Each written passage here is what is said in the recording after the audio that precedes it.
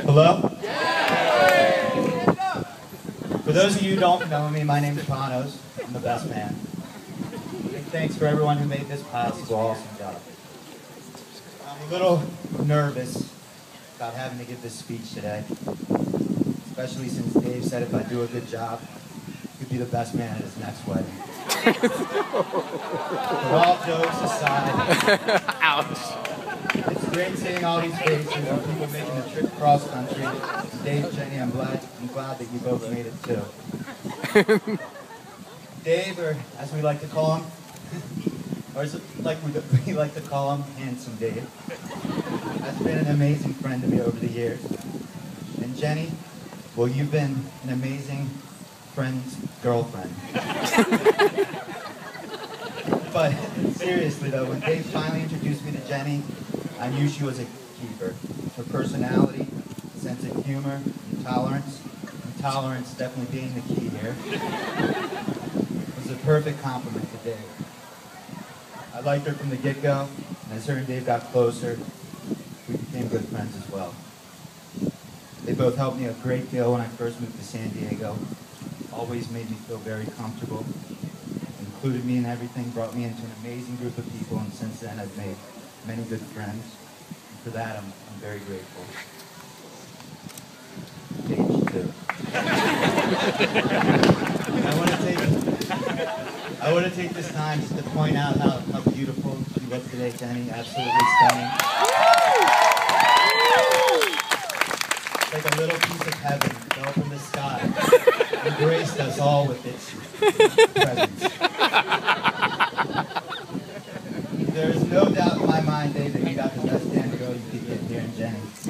Now, on the other hand, Handsome Dave, well, that's just a nickname, buddy. Let's be honest here, you probably could have done a little bit better.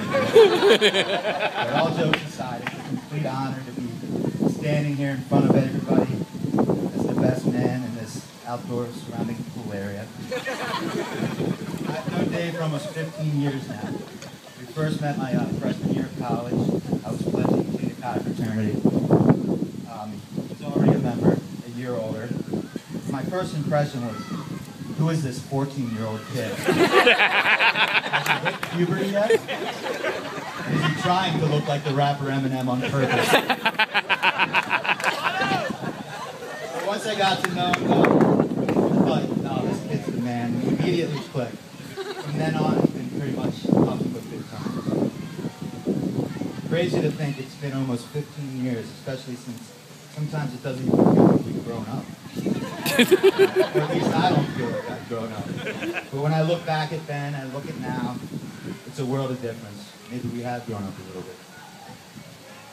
For example, the bachelor party, we dressed Dave in a jester costume, the spirit of New Orleans. And you may be thinking, well, that doesn't sound grown up. But we had an amazing, lovely sit-down dinner that night. We proceeded to have a serious and rather heated debate on political ideologies and social issues. And never in a million years would I ever imagine myself seriously debating a grown man dressed in as a jester. That would have never happened on a night out back then in normal clothes, let alone a jester costume in New Orleans. So I guess we have grown up a little. But later that weekend, Dave did proceed to jump into a fountain in the middle of a crowded bar and sat there spitting water out of his mouth like he was a fountain statue. Or maybe even we haven't grown up. But me personally, I like to think we have that perfect combination of short adults, youthful spirit. Okay. Life is just so much better with a little bit of fun and laughter. Okay. Just call me as soon as you get here. Laughter has always been a very Just call me as important soon as thing you're to me. like pulling in. Definitely one of my favorite things to do. And with Dave, there's never been any shortness of laughter. I've always thought that laughter is a loud noise from the soul saying, ain't that the truth? Well, in Dave's case, laughter is just a really loud noise. Good Lord, if you haven't heard Dave laugh, it's like he learned it growing up as a child from a pack of wild hyenas. And I even Googled it, and the sound is eerily similar. Now, at this point in the speech writing process, I kind of went off on a little tangent and started researching hyenas. just out of curiosity, very, very fascinating animal. Did you know hyenas, long reputed to be cowardly scavengers, kill as much as 95% of the food they eat, have been known to drive off leopards and lionesses from their kills? Well, this got me thinking. Dave, in his own way, is kind of like a hyena. At first glance, you see what looks like, how do I put this, a cowardly specimen of a hyena. That couldn't be further from the truth. Dave is one of those people who would always have a friend's back, regardless of the situation. Always stands up for what he believes is right. There's no BS with Dave. He tells it as it is. I seriously respect him for that. Dave's happy, you know it. He's grumpy, which is usually Monday, Wednesday mornings. You know that too. And there aren't many people I can say I respect more or trust more in my life than Dave. I know that if I ever ask him to do something for me, he'll do it in a heartbeat. Kind of like that time I got him to dump a whole plate of Chinese food on his lap at China Inn after Sunday watching football at Moondog. Seriously though, all I had to do was ask, "Hey Dave, why don't you dump that plate of Chinese food on your lap?" Dave responded, "Done." Chinese food all over his lap. Let's just say, Jenny was not very happy with me or Dave that day. But those are the moments that I appreciate the most. Dave, I love you, buddy. You too, Jenny. I remember the first day that Dave and Jenny met. 4th of July, 2006, like Dave was saying. But I was visiting Dave right before moving to San Diego. Did the beach thing to celebrate the holiday. And, well, I pretty much lost Dave once we got there, so I eventually made my way back to his place. Well, he comes skipping in a little bit later, totally on cloud 9 with this huge smile on his face. Said, "I think I got me a date tonight." He was so excited. I think he was doing a fighting Irish dance out of pure ecstasy.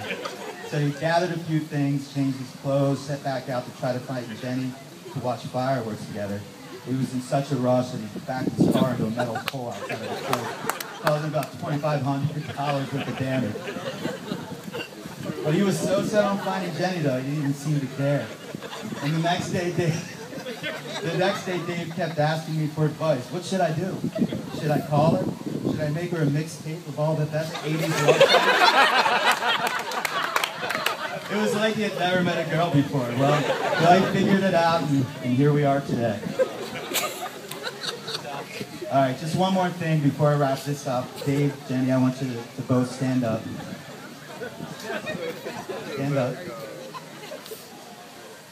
Now, Jenny, put your hand out to Dave. Face each other. No, Dave, not yet. Dave, I want you to put your hand over Jenny's. Jenny, I want you to put your other hand on top of Dave's. And Dave, I want you to put your other hand on top of Jenny's. Now, Dave, maybe give Jenny a little wink or something to show her that you love her. Now, I want you to both cherish this moment, especially with you, Dave. Because it'll be the last time you ever have the upper hand. Thank you.